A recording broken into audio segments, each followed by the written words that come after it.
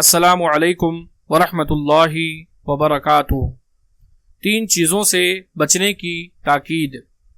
سیدنا ابو ذر رضی اللہ تعالی عنہ سے روایت ہے کہ نبی کریم صلی اللہ علیہ وسلم نے فرمایا، روز قیامت اللہ تعالی 3 قسم کے لوگ سے گفتگو نہیں کرے گا، نہ ان کی طرف دیکھے گا اور نہ انہیں گناہوں سے پاک کرے گا، اور ان کے لیے دردناک عذاب ہوگا۔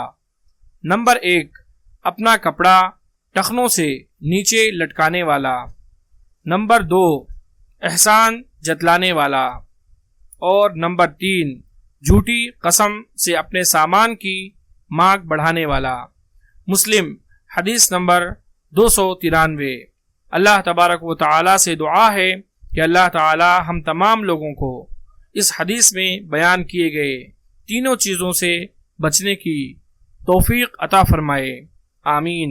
اسی طرح کی مزید اسلامی ویڈیوز دیکھنے کے لیے آپ ہمارے چینل کو ضرور سبسکرائب کریں۔